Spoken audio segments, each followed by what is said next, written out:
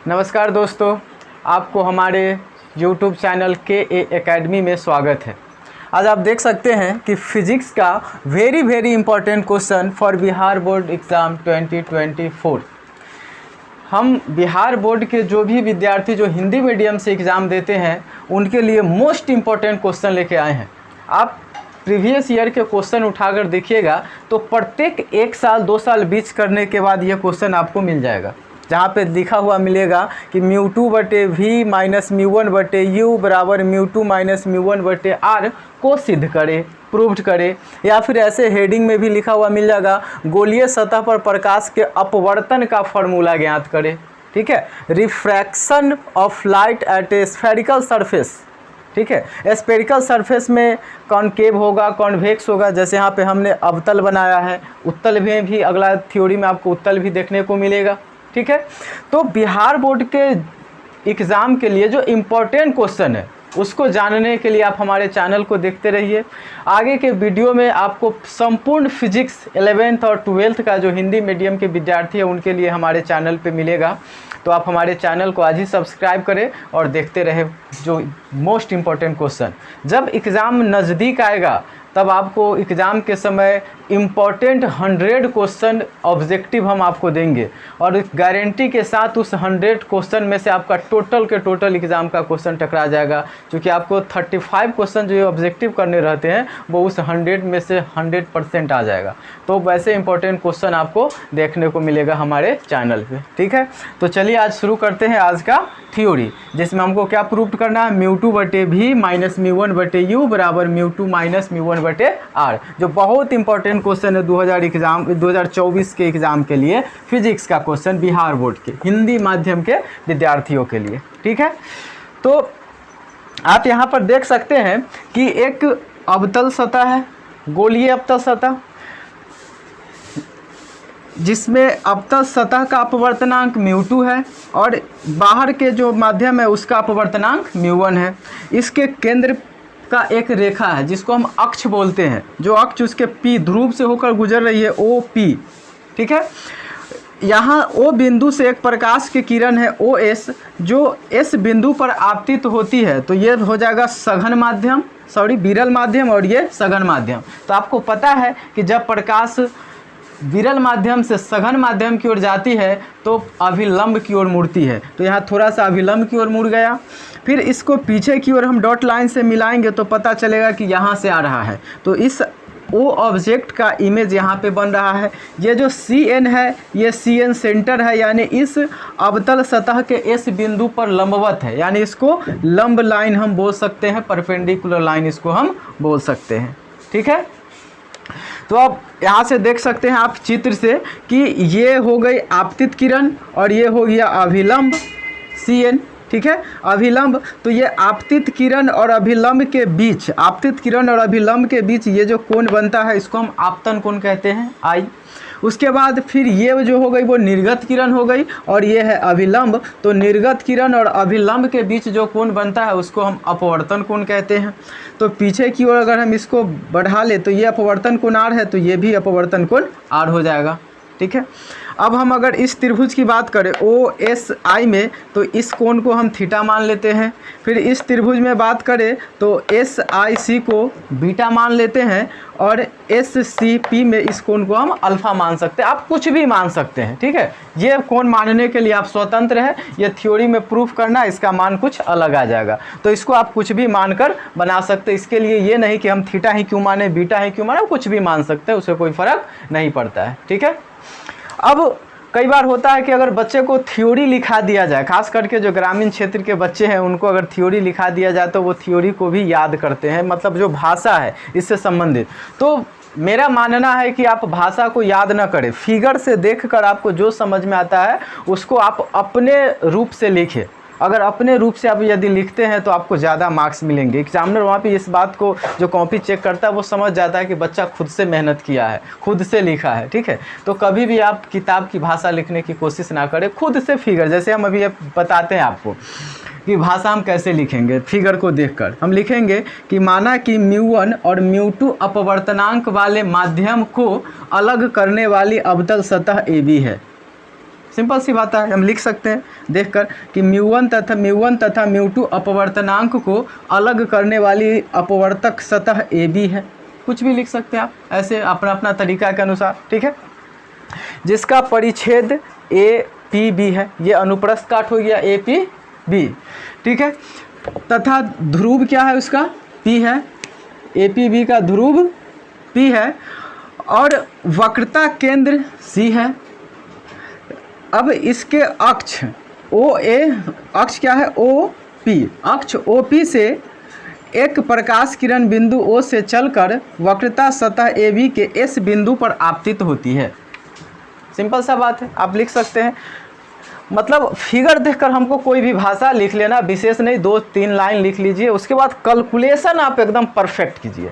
Calculation में symbol बढ़िया से लिखिए, प्लस माइनस का चिन्ह है उसको बढ़िया से लिखिए। कैलकुलेशन गलती नहीं करते, अगर भाषा 2 लाइन कम लिखते हैं आपको कोई दिक्कत नहीं, आपको बढ़िया मार्क्स मिलेगा। अब भाषा बहुत लिख दीजिए, कैलकुलेशन गलत कर लीजिए, आपको मार्क्स नहीं मिलेंगे। तो ये बिहार बोर्ड में एग्ज़ाम देने का एक तरीका भी है कि आपको अच्छा मार्क्स कैसे गेन करना है। तो आपको फोकस करना है कि कैलकुलेशन परफेक्ट होना चाहिए, बाकी भाषा पर ज़्यादा डिपेंड नहीं करता। आपको जो समझ में आए फिगर देखकर थोड़ा बहुत लिख लिया कीजिए, जैसा कि हम बता रहे हैं, ठीक है। हम फिगर देख के लिखें, आप खुद से जैसा प्रैक्टिस करेंगे कि माना कि μ1 μ2 अपवर्तन 2 माध्यमों को अलग करने वाली अवतल सतह का परिच्छेद AB है, ऐसा लिखेंगे।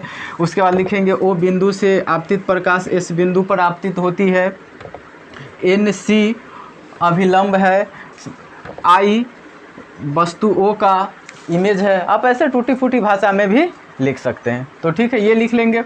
उसके बाद हम लिखेंगे कि S बिंदु पर आपतित किरण तथा अभिलंब C के बीच का आपतन कोण I है। तो आपतन कोण का जो वैल्यू है हम क्या लिखेंगे, आपतन कोण ये वाला हो जाएगा, यानी आपतन कोण को लिखेंगे OSC। आपतन कोण क्या हो जाएगा OSC बराबर जिसका वैल्यू I है। फिर आपतन कोण हो गया। उसके बाद अपवर्तन कोण, तो अपवर्तन कोण ये वाला है और ठीक एग्जैक्टली बराबर ये है, तो इसको भी लिख सकते हैं कोण ISC, यानी कोण ISC जिसका वैल्यू क्या है R है। अब ये थोड़ा सा भाषा लिख लिए, उसके बाद हम ये कोण दिखा लिए। अब ये दूरी को भी हम लिख सकते हैं। जैसे आपको पता है कि जब ऑप्टिक्स पढ़ते हैं तो ध्रुव से हम दूरी लेते हैं, और ध्रुव से दूरी लेते हैं तो आपतित प्रकाश की दिशा में मापी गई दूरी पॉजिटिव होती है और आपतित प्रकाश के विपरीत दिशा में मापी गई दूरी निगेटिव होती है। मतलब यहाँ से हम नापेंगे और प्रकाश इस दिशा में नाप रहे हैं तो इधर की दूरी पॉजिटिव और इधर की दूरी निगेटिव हो जाएगी, ठीक है। तो ध्रुव से अगर हम वस्तु की दूरी को नोट करें तो वस्तु की दूरी को हम लिखेंगे PO, ये हो गई वस्तु की दूरी। और वस्तु को दूरी को आपको पता है कि U से लिखते हैं और इस बिंदु से इस तरफ है तो ये माइनस में हो जाएगा। उसके बाद अगर हम प्रतिबिंब की दूरी की बात करें तो ये प्रतिबिंब यहाँ पे बन रहा है I, ठीक है। तो प्रतिबिंब की दूरी PI बराबर क्या हो जाएगा V, और ये भी माइनस में हो जाएगा। वक्रता त्रिज्या की बात करें तो ये हो जाएगा PC, और PC इसका भी वैल्यू माइनस में हो जाएगा R। तो ये हो गया जो कुछ डाटा है उसको हम ऐसे लिख लिए। उसके बाद फिर से आप देखिए, अब थ्योरी की ओर चलेंगे तो हम लिखेंगे कि एक चीज़ और मान लेते हैं, चूँकि हमने थीटा बीटा और अल्फ़ा को माना है ये कोण, तो हम इसको भी मान सकते हैं कि कोण ऐसा लिख सकते हैं, माना कि कोण SOP बराबर थीटा, फिर कोण SIP बराबर बीटा, और कोण SCP बराबर अल्फ़ा। इसको मान लेते हैं, चूँकि हमने ऐसा माना है, ये आगे समाप्त हो जाएगा। अब क्या हो जाएगा, अब त्रिभुज। अब हम इस वाले त्रिभुज में आते हैं, ठीक है। 2 त्रिभुज है, किसी को भी पहले लिख लीजिए, कोई फ़र्क नहीं पड़ता है, आप जिसको इच्छा है उसको। तो चलिए हम इसको पहले लिख लें। OSC में, तो OSC में देखें तो एक कोण ये है और एक कोण ये है। तो किसी भी त्रिभुज में 2 अंतःकोणों का योगफल एक बहिष्कोण के बराबर होता है। तो इस त्रिभुज की अगर हम बात कर ले तो क्या हो जाएगा, थीटा ये कोण plus I, theta plus I बराबर बहिष्कोण क्या है बीटा, सॉरी अल्फ़ा। तो इस त्रिभुज का बहिष्कोण हो गया अल्फ़ा, यानी थीटा प्लस I बराबर अल्फ़ा। तो यहाँ से I का वैल्यू निकालेंगे तो क्या हो जाएगा, अल्फ़ा माइनस थीटा। ये हो जाएगा एक समीकरण, ऐसा मान लेते हैं। उसके बाद फिर अब ये वाले त्रिभुज में, यानी कौन सा त्रिभुज, त्रिभुज ISC में, त्रिभुज ISC में। फिर इस वाले त्रिभुज में देखिए तो ये वाला कोण R और ये वाला कोण बीटा, तो और बहिष कोण ये हो गया। फिर से वही दो अंतःकोणों का योगफल एक बहिष कोण के बराबर होता है, तो बीटा प्लस R बराबर अल्फा। तो यहाँ से R का वैल्यू निकालेंगे तो अल्फा माइनस बीटा, ये हो जाएगा समीकरण 2, ऐसा लिख सकते हैं। ठीक है। अब स्नेल के नियम से, तो स्नेल का नियम क्या होता है, μ1 साइन I बराबर μ2 साइन R, ये होता है स्नेल का नियम। तो स्नेल के नियम से लिखेंगे तो आपको पता है छोटे कोण के लिए, जो छोटे कोण है, छोटे कोण के लिए साइन का वैल्यू, साइन I का वैल्यू होता है वो लगभग I के बराबर होता है। ठीक है, sine I about equal to I, यानी साइन I न लिखकर अगर हम थीटा लिखते हैं तो sine theta about equal to theta.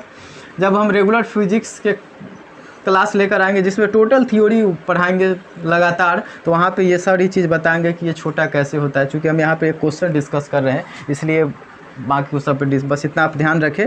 और आपको पता भी होगा चूँकि आप पढ़ रहे हैं तो कि sine theta about equal to theta होता है केवल छोटे कोण के लिए। ठीक है, तो छोटे कोण के लिए होगा तो फिर स्नेल के नियम से क्या हो जाएगा, μ1 और साइन I के जगह I बराबर μ2 और साइन R के जगह साइन केवल R।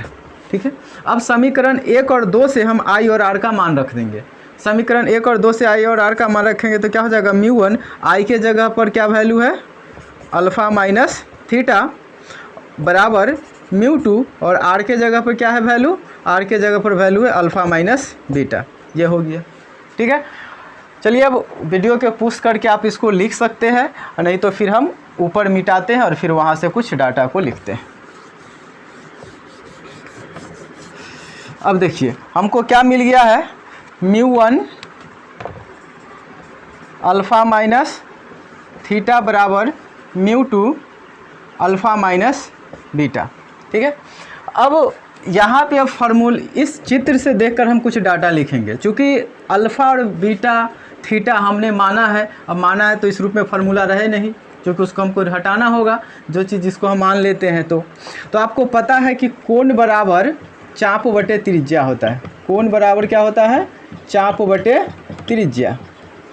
ठीक है, कोण बराबर चाप बटे त्रिज्या। तो μ1 और अल्फ़ा ये वाला कोण है तो इसका चाप क्या हो गया, ये हो जाएगा SP, और त्रिज्या क्या हो गया, ये अल्फ़ा कोण के लिए। तो अल्फ़ा के जगह चाप हो जाएगा SP और त्रिज्या हो जाएगा CP माइनस थीटा।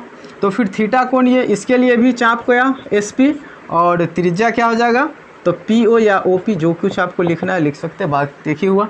फिर बराबर μ2 अल्फ़ा, फिर से अल्फ़ा के लिए चाप वही SP और त्रिज्या क्या, ये CP या PC कुछ भी, माइनस बीटा, बीटा ये फिर से चाप, इसके लिए भी वही SP और इसका त्रिज्या क्या, PI। ये हो गया। अब हम SP देख सकते हैं दोनों तरफ है, इसको कॉमन कर लेंगे तो μ1 और SP को कॉमन कर लेंगे। ठीक है, तो SP को कॉमन करेंगे 1 बटे CP माइनस 1 बटे OP बराबर μ2, फिर SP को कॉमन करेंगे तो 1 बटे CP माइनस SP और 1 बटे SP तो कॉमन कर लिए 1 बटे PI। तो ये SP से SP कट जाएगा। ठीक है, SP से SP कट जाएगा। अब CP OP फिर CP PI ये क्या है, वस्तु की दूरी, प्रतिबिंब की दूरी, वक्रता त्रिज्या है, तो उसका वैल्यू हम यहाँ से देखकर लिख लेंगे कि सबका वैल्यू क्या है। ठीक है, तो आप देख सकते हैं कि ये क्या बचा, μ1 और 1 बटे CP। तो CP यानी ये वाली वैल्यू वक्रता त्रिज्या जिसका वैल्यू R और माइनस में, चूँकि ये बाईं तरफ है, माइनस 1 बटे OP यानी OP वस्तु की दूरी, तो ये भी माइनस में U बराबर फिर क्या μ2 1 बटे CP, तो CP फिर किसकी दूरी, तो ये वक्रता त्रिज्या है यानी माइनस में R, और फिर ये माइनस PI 1 बटे है PI और ये किसकी दूरी, प्रतिबिंब की दूरी, 1 बटे माइनस में V। अब ये माइनस माइनस प्लस, यहाँ पर भी माइनस माइनस प्लस, तो μ1 क्या लिखेंगे हम, 1 माइनस में 1 बटे R और ये माइनस माइनस प्लस 1 बटे U बराबर μ2 माइनस में 1 बटे R और ये माइनस माइनस प्लस 1 बटे V। ये हो जाएगा। अब हम μ1 से इसको गुना कर देते हैं। बाकी यहाँ से आपको जैसे कैलकुलेशन आता है वैसे कैलकुलेशन कर ले, आंसर निकल गया। बाकी हम अपना कर देते हैं ताकि सभी बच्चों को समझ में आ जाए, एकदम नॉर्मल सा, ज़्यादा कुछ विशेष संक्षेप में नहीं जाएंगे।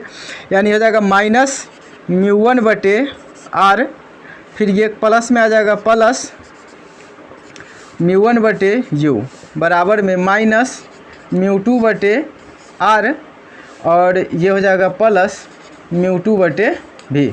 अब हम इसको इधर ले लेते हैं μ2 को, और ये μ1 को उधर ले लेते हैं। तो इसको μ2 को इधर लेंगे तो क्या हो जाएगा μ2/r, चूँकि ये माइनस में था तो प्लस में, और ये वाला बच गया इधर μ1/r।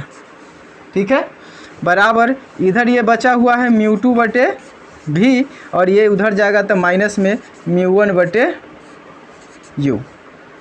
ठीक है, अब आप यहाँ से देख सकते हैं कि यहाँ से हम क्या करेंगे, r को कॉमन कर लेंगे। तो जब r को केवल हम कॉमन कर लेंगे तो हमारा बच क्या रहा है μ2 माइनस μ1/r, μ2 माइनस μ1/r, या फिर एलसीएम बोले, कुछ भी एक ही बात हुआ। अब बराबर में क्या हो जाएगा μ2/v minus μ1/u, μ2/v minus μ1/u। ये हमारा फार्मूला सिद्ध हो गया। ठीक है, μ2/v माइनस μ1/u, ये हमारा फार्मूला सिद्ध हो गया। हम यहाँ तक भी छोड़ सकते हैं या फिर हम यहाँ से आगे भी जा सकते हैं। आगे कैसे जा सकते हैं, तो हमारा फार्मूला आया μ2 माइनस μ1/r बराबर μ2/v माइनस μ1/u। हम मान लेंगे कि ये जो इधर का माध्यम है वो हवा है, ठीक है, और ये जो माध्यम है ये कांच का है, मतलब अवतल सतह कांच का है। तो हवा वाले माध्यम का अपवर्तनांक यानी μ1 बराबर 1, चूँकि हवा है तो 1 होगा, और वो कांच है तो μ2 बराबर हो जाएगा μ। तो इसको ऐसा भी लिख सकते हैं μ माइनस 1/r बराबर, इसके जगह पर क्या हो जाएगा μ/v माइनस 1/u, यानी हम ऐसा भी लिख सकते हैं। तो ये था बहुत ही इम्पोर्टेंट क्वेश्चन जो 2024 में इंटरमीडिएट का एग्ज़ाम देंगे जो बच्चा, उनके लिए। इसी प्रकार के इम्पोर्टेंट वीडियो देखने के लिए आप हमारे चैनल को सब्सक्राइब कीजिए और देखते रहिए। आगे भी आपको लगातार फिजिक्स का वीडियो देखने को मिलेगा हमारे चैनल पे, रेगुलर क्लास का भी वीडियो आपको देखने को मिलेगा। धन्यवाद।